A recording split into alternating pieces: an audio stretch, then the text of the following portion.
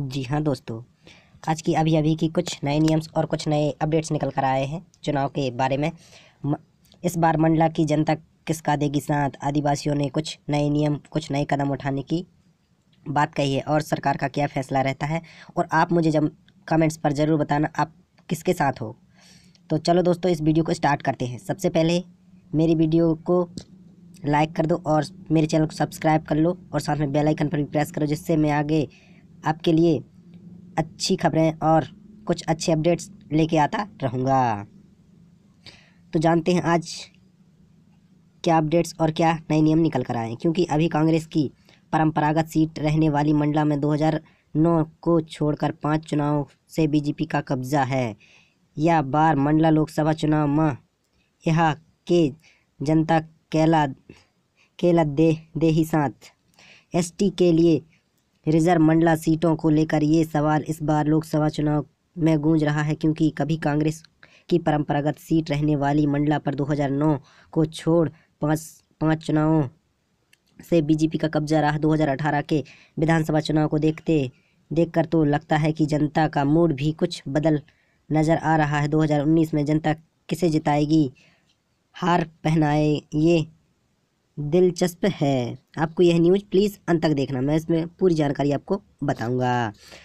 गरीब 15 साल के वनवास के बाद बदलाव के नारे के साथ सत्ता में आई कांग्रेस में बीजेपी की कई किलों में धराशायी किया है। लेकिन खुद को छप्पर फाड़कर समर्थन देने वाले आदिवासी इलाकों में कांग्रेस कुछ खास कमाल नहीं दिखा पाई है, जिसमें एक मंडला लोकसभा सीट, जिसमें डिंडौरी मंडला और सिवनी का 2 और नरसिंहपुर जिले की 1 सीट शामिल है। मंडला सीट में आने वाले सभी 8 विधायक का रिजर्व देखते हैं तो 2013 के मुकाबले 2018 में बीजेपी ने अपनी साख गंवाई है।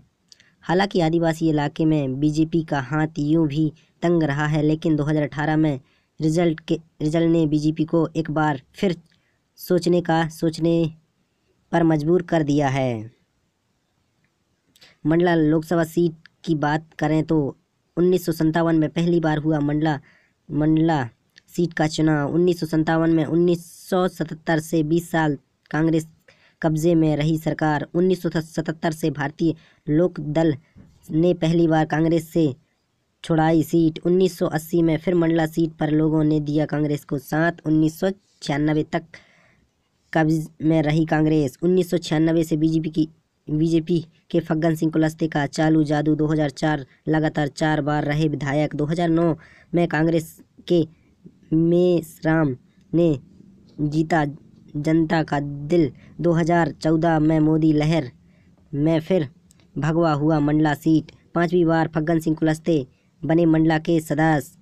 62 सालों में मंडला सीट अब तक 8 बार कांग्रेस और 5 बार बीजेपी कब्जा कर रही। वही एक बार लोकतांत्रिक दल का जलवा दिखा, लेकिन इस बार हिसाब लगा है कि यह वजह है कि बीजेपी कांग्रेस दोनों अभी से इस सीट को जीतने सियासी गुण भाग से जुट गए हैं। कांग्रेस ने एक स्टेप फॉरवर्ड जीते हुए डिंडौरी विधायक और पिछली बार सदस्य का चुनाव हारे ओमकार सिंह मरकाम को मंत्री का पद देकर आदिवासियों की उम्मीद बढ़ाई है।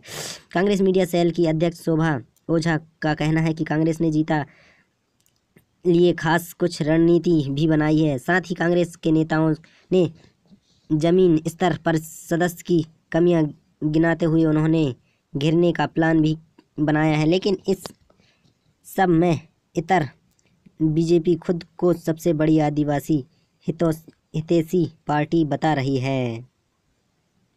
मंडला में सदस्य फग्गन सिंह कुलस्ते का रिपोर्ट कार्ड। 16वीं लोकसभा के सदस्य जी की अटेंडेंस रही है 85%। मंडला में सांसद कुलस्ते ने 2009 साल 21 डिबेट में लिया हिस्सा। दोनों ही पार्टियों में एसटी वोटरों को लुभाने अपनी चाल दी। अब देखना होगा मंडला लोकसभा सीट में रहने वाले वोटर किस पर भरोसा जताते हैं।